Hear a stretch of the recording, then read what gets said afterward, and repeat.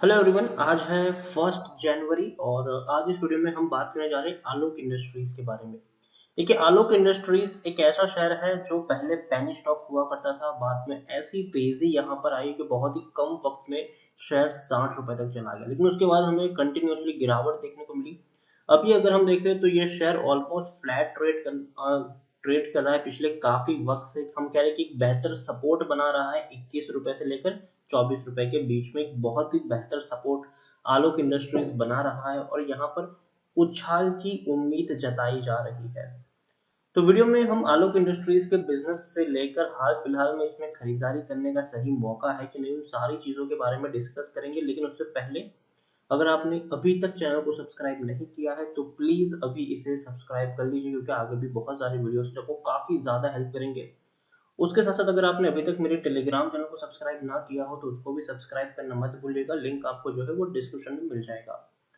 तो बात करते हैं आलोक इंडस्ट्रीज की। देखिए, आलोक इंडस्ट्रीज अगर हम देखें तो 23 रुपए का ये शेयर है। आज भी हल्की सी तेजी यहाँ पर जरूर हमें देखने को मिली है। पिछले एक महीने में आलोक इंडस्ट्रीज में 8.5% जितना ग्रोथ है। अब देखिए, 21 रुपए के ऊपर था, तेजी आई, 24 रुपए तक पहुंचा, बाद में फिर से गिरावट आई, 21 रुपए तक टूटा, एक ही झटके में दोबारा से 23 रुपए तक पहुंच गया। पिछले एक साल की अगर हम बात करें तो 685% का ग्रोथ है। यहाँ पर देखिए, 2 रुपए का शेयर था, एक ही झटके में ऐसी रैली आई कि 17 रुपए तक गया, दोबारा गिरावट आई, 4 रुपए तक पहुंचा, उसके बाद जो रैली आई है कि 60 रुपए तक लेके गया इसको, फिर गिरावट आई, फिर तेजी आई, फिर बड़ी गिरावट आई।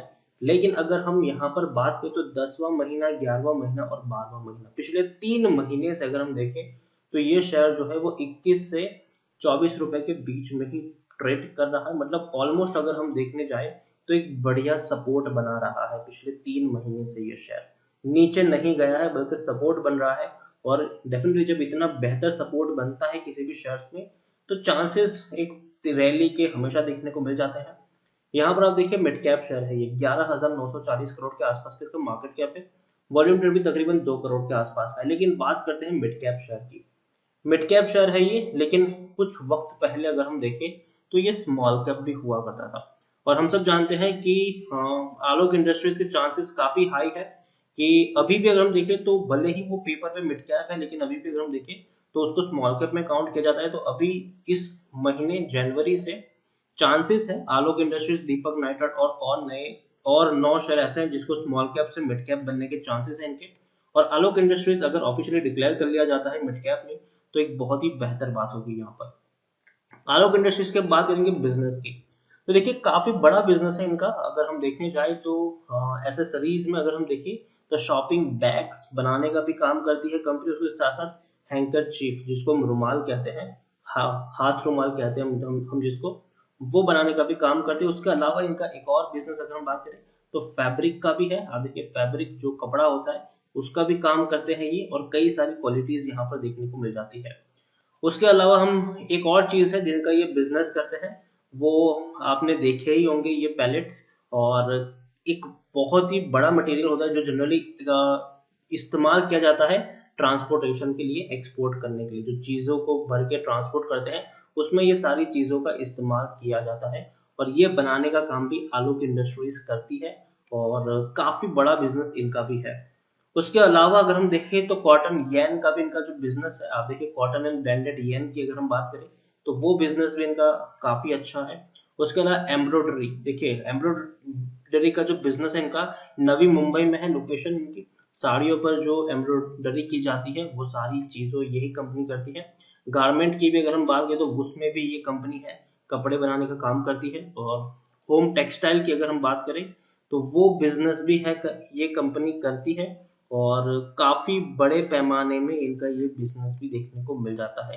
पॉलीएस्टर की हम अगर बात करें तो पॉलीएस्टर बनाने का भी काम कंपनी करती है, कई सारे काम कंपनी करती है। और हाल फिलहाल में जब कोरोना आया था, जब लॉकडाउन था, पेंडेमिक का दौर था, तब इन्होंने पीपी किट बनाने का भी काम किया था और वहां से एक बड़ा प्रॉफिट इन्होंने कमाया भी था। पीपी किट बना के एक बहुत बड़ा प्रॉफिट इन्होंने उस वक्त कमाया था। और यही वो वक्त था कि उस वक्त शेयर 60 रुपए तक पहुंच गया था। यहाँ पर अगर हम देखें तो आप देख सकते हैं कि प्रमोटर के पास 75% की होल्डिंग आ चुकी है। एफआईएस के पास 0.30% की होल्डिंग यहाँ पर है, जो पहले 0.23% थी। इंश्योरेंस कंपनी के पास पहले सिर्फ 0.02% की होल्डिंग है, आज 0.72% की होल्डिंग देखने को मिल रही है। अब प्रमोटर कौन है इनके? रिलायंस इंडस्ट्रीज। अब रिलायंस इंडस्ट्रीज के पास इनका मालिकाना हक हो, मतलब मुकेश अंबानी की ये ऑफिशियल कंपनी बन चुकी है। 40% से भी ज्यादा की होल्डिंग सिर्फ और सिर्फ रिलायंस इंडस्ट्रीज ओन करते हैं, बाकी पेरेंट कंपनी यहाँ पर और देखने को मिल जाएगी।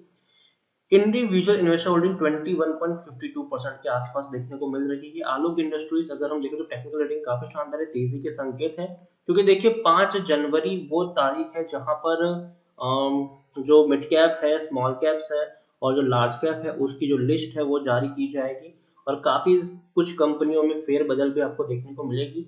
और अगर अपग्रेड होता है किसी भी कंपनी में तो वो बहुत ही इंटरेस्टिंग बात होगी, उसमें आपको तेजी जरूर देखने को मिलेगी। और अगर आलोक इंडस्ट्रीज को मिड कैप में अपग्रेड कर लिया जाता है ऑफिशियली 5 तारीख को, 5 जनवरी को, तो डेफिनेटली एक बड़ी तेजी की भी आप यहाँ पर उम्मीद कर सकते हैं।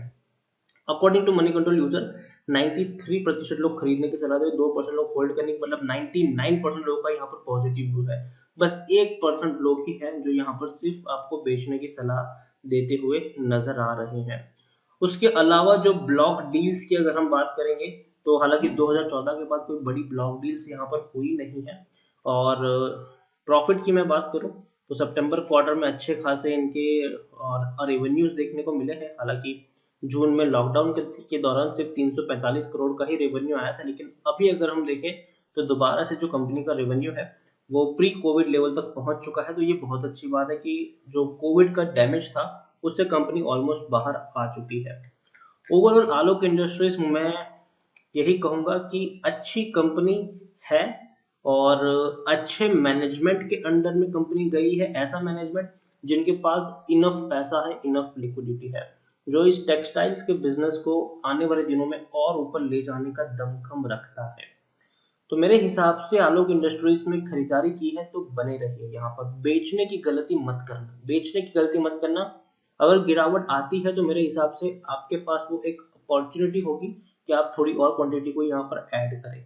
लेकिन मार्केट में अगर कोई भी पैनिक क्रिएट होता है तो उसकी वजह से बेचने की गलती अभी तो मत करना। और डेफिनेटली ये वो शेयर है जो शॉर्ट टर्म में 27 और लॉन्ग टर्म में कम से कम 40-45 रुपए तक जाने का दमखम यहाँ से रखता है। तो बने रहिए। फ्रेश बाइंग अगर आप करना चाहते हो तो कर सकते हो आलोक इंडस्ट्रीज में। मुझे लगता है कि जो ट्रेंड है वो धीरे धीरे इनका पॉजिटिव हो रहा है, और अगर आने वाले दिनों में कंपनी जब अपने नतीजे रिपोर्ट करेगी, पोस्ट करेगी दिसंबर क्वार्टर के, उसके बाद मार्च क्वार्टर के, तो मुझे लगता है कि क्वार्टर दर क्वार्टर आपको यहाँ पर ग्रोथ देखने को मिल सकता है। टेक्सटाइल्स का जो बिजनेस है वो धीरे धीरे पिकअप करता हुआ देखने को भी मिल जाएगा, और जिस मैनेजमेंट के अंडर में है उनकी काफी बड़ी पकड़ है इस फील्ड में। तो कहीं ना कहीं मुझे लगता है कि शेयर जो है वो उसका पॉजिटिविटी यहाँ पर लौट सकती है, और बने रहने की सलाह होगी।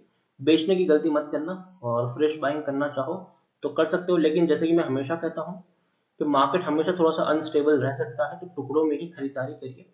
अगर आपको 500 शेयर खरीदने हैं तो पहले सिर्फ 100 शेयर खरीदें, थोड़ी और गिरावट है और क्वांटिटी ऐड करें, गिरावट है क्वांटिटी ऐड करें।